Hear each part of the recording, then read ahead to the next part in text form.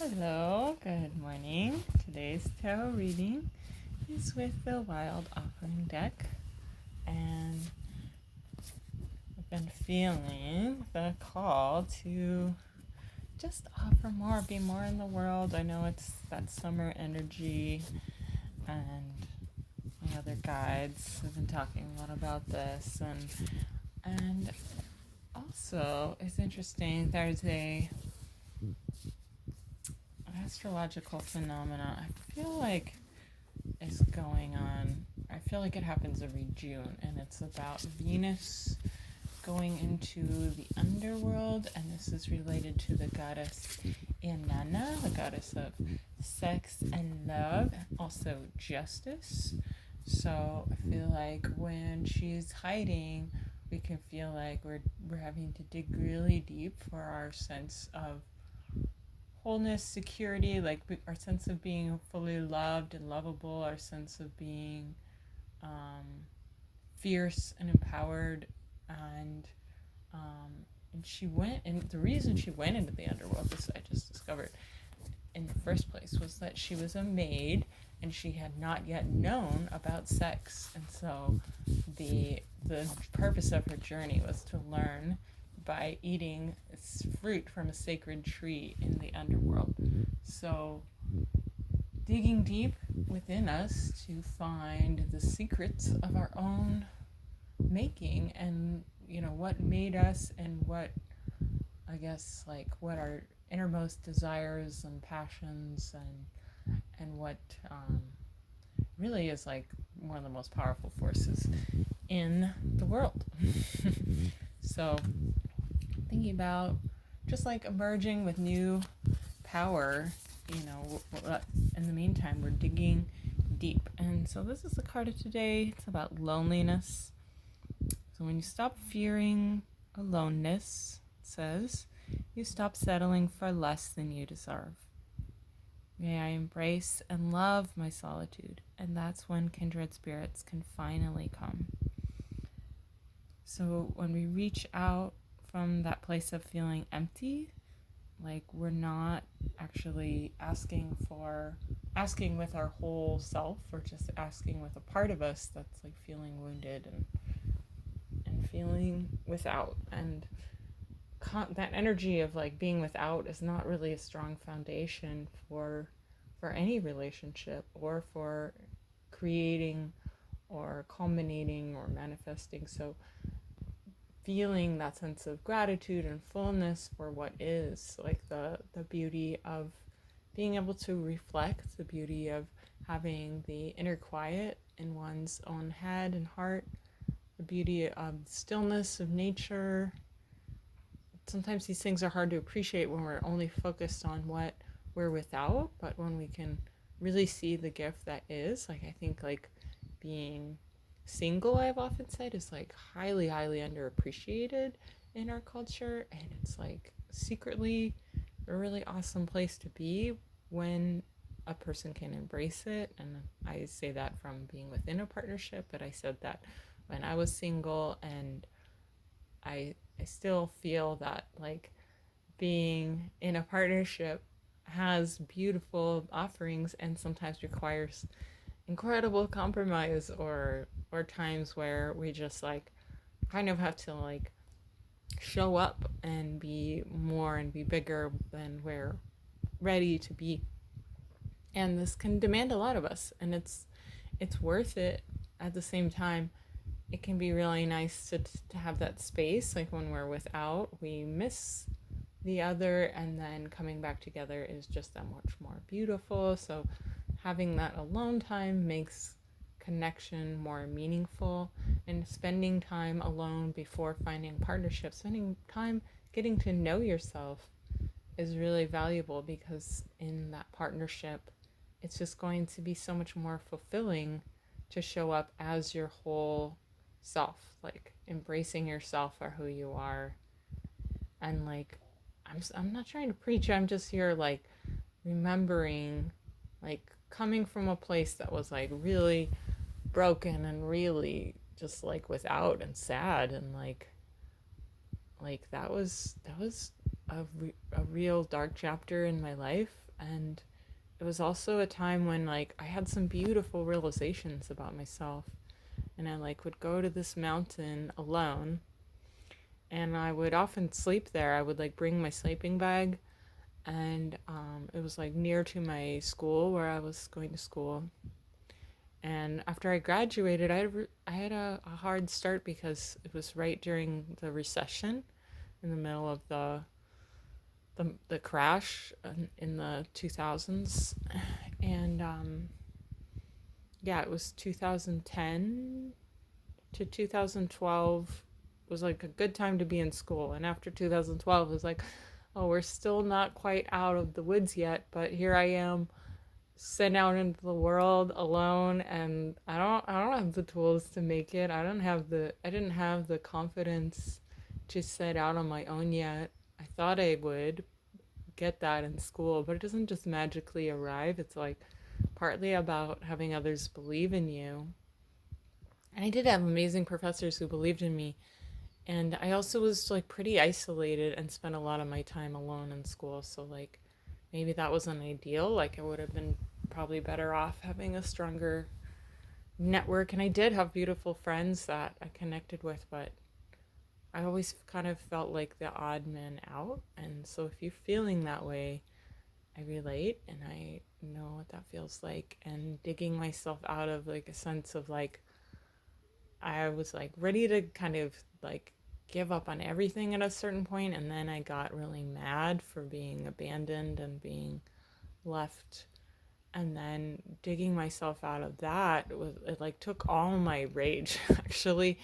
And like, and was also like due to the fact that I had been attacked, and I had been left traumatized, and like had PTSD, and I had lost a friend to MS. And it was just like a really crazy year. I had lost a partnership that I was like my first love, and like left a really deep wound. And being alone in that time was like actually really necessary. Like I didn't want, it was the last thing I wanted. And I like even tried to like hold on to an old relationship, like an old flame, like kind of attracted back just to be with someone, but then it was really not good for me.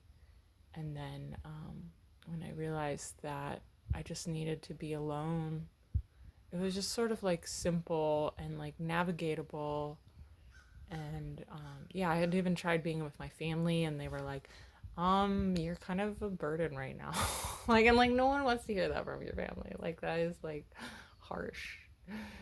And maybe it was true. And also, fuck you. Like, of course I'm a burden. I'm your family, and I'm in a broken place, and it's gonna be like hard for me to like get out of it, and like I need your love and support. But like, fuck you. Why can't you be there when I most fucking need you? That's like gypsy family though. That's like how they teach you love. It's just like you have to learn independence and self-sufficiency at any cost. It's like fuck. But it's like also something I'm really proud of, even though it's like maybe a little fucked up. I don't know. It's like, yeah. The the amazing thing about life is that we're always learning. And the beautiful lessons I took away from that were like going to that mountain. Like I had like a couple tiny little crystals I had picked up on my journeys, like two Merkaburs. One was labradorite and one was quartz, and I like slept with them in my like little pillow pouch. And it gave me so much comfort just feeling like I had some energy from something, some supportive energy from the earth. And I could feel the ground underneath me, and sometimes I would see like a deer or birds. And I started spending time by this lake, and I started to really love watching the herrings. Like they were so still and peaceful and so full of grace. And I was like, damn, if I could have an ounce of that grace, I would be a-okay. Like I was just stumbling and clumsily like falling on my face. Like, and I was like, these birds are like fucking born with this grace. Like it's so incredible to watch and witness. And digging deep inside myself, I was like, I must have something of that in me. Like we're all alive, we're all living beautiful beings. When we're drawn to something or someone, and we feel like they have something, some power that we don't possess, like we're drawn to it because we have a little bit of that ourselves. We see that beauty because it's also reflected back within us. So like the lake, like just looking at the waters, like reflecting, that was where the grace and stillness to me came from. Like I would watch the birds and I'd watch how they would just stand by the edge of the water and just be still. And I was like, if I can learn to do this, I can find peace. I can find, like, it's just so apparent when you can witness a peaceful being. Like, they're not running around trying to, like, force the peace. It's just like, it just is.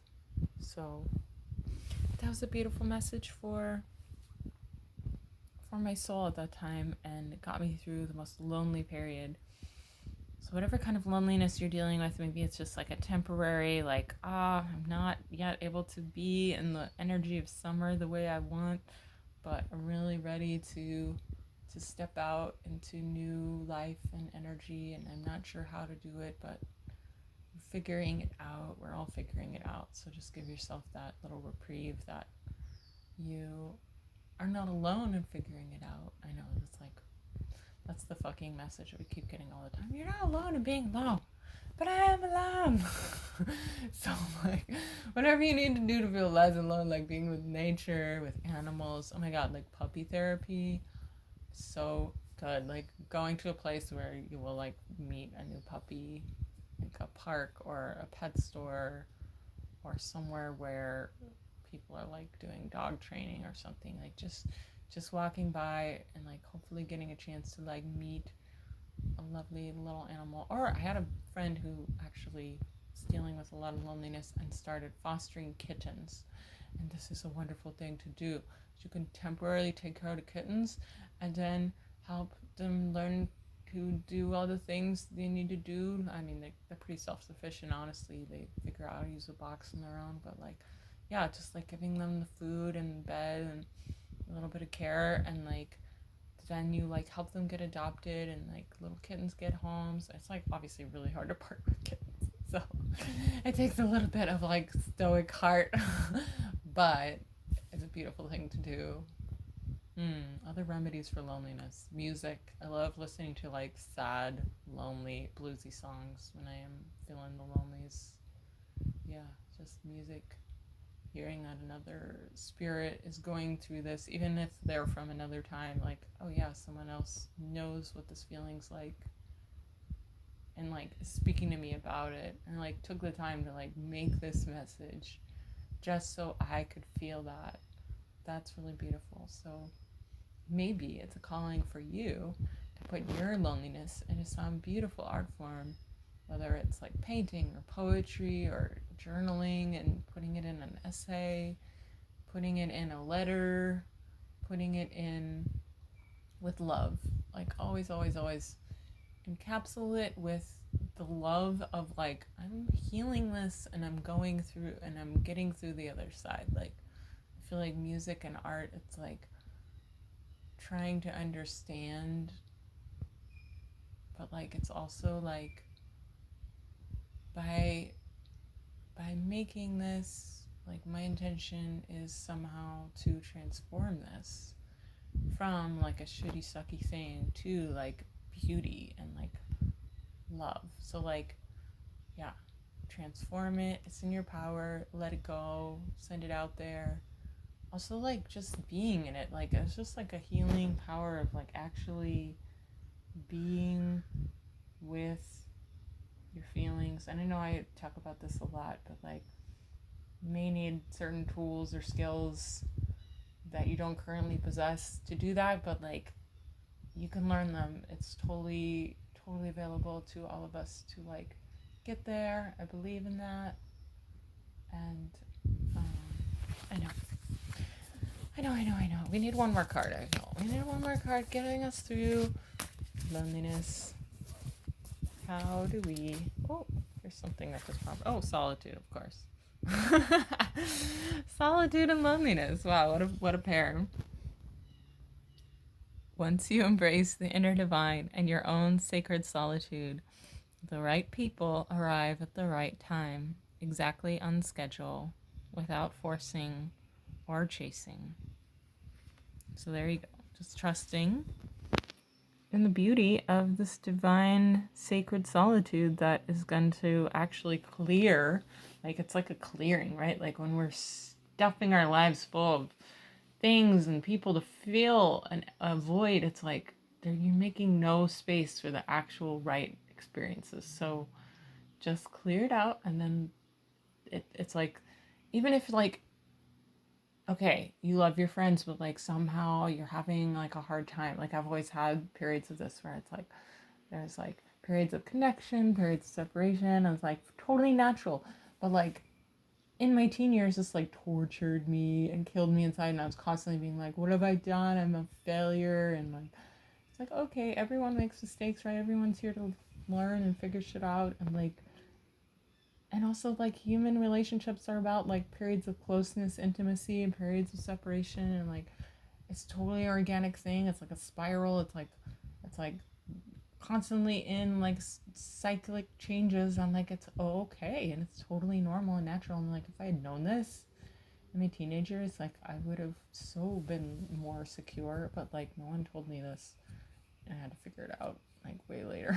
But maybe that explains a lot about me. Actually, it's just like I'm getting these lessons like in piecemeal at strange junctures. Like I got it in my 20s, like as I was going through like a major breakup, and I was like, not only did it feel really like healthy to be like, okay, it's also natural and healthy to sometimes end things. And it's also natural, healthy to sometimes just take breaks from people and come back. And like, it's all totally okay. And like, doesn't mean that anyone's like a terrible person. It's just like about navigating our innermost spaces and trusting that it's just going to work itself out, because we're learning from each of these experiences little by little, and we're just going to get better at it. So yeah, it's nothing terrible, I promise. I don't know how I can say that, because I'm like the most socially insecure person like ever, but like also like I do have this like amazing steadiness that shows up, that's just like, you know what, you're fucking okay, and you're gonna be okay, and it's okay right now, and like you're navigating this, and it's fine, and look at you, you're self-sufficient, and that's amazing. Like having any amount of self-sufficiency, like that's a lot of strength to possess, so just like pat yourself on the back for that. So like own that, just own that in yourself if you are able to. This is my this is my wisdom, if you can call it that. This is my fool's speech. You know, the king's speech. Well, like I wrote the fool's speech, but the fool gets to speak the truth, whereas the king does not, because the being enough. So this is a perfect coming through the other side of like the loneliness, solitude, trusting about the right people arriving the right time without forcing. Don't force it. Don't settle for anything less than you deserve. Just simply be and be enough. Innermost heart says, you are enough. Nowhere to go. Nothing to get. Nothing to change. No need to grow more deserving. You, yes, you are love. So maybe that's the ultimate message here. It's like when we're trying to be something else somewhere else, getting ahead, changing, not actually accepting ourselves as we are. So like, it's enough to be enough. Yay. Well, I hope this finds you, and divine timing, embracing the love of your own solitude, the beauty of your own divine timing, trusting in that arriving and deserving, knowing that you are deserving fully. And because you're just here, because you're here, you have a right to be alive and to be whole and complete, because you already are. So I don't know if that makes any sense, but it's a full message today. So much love and tenderness and big heart hugs. Bye.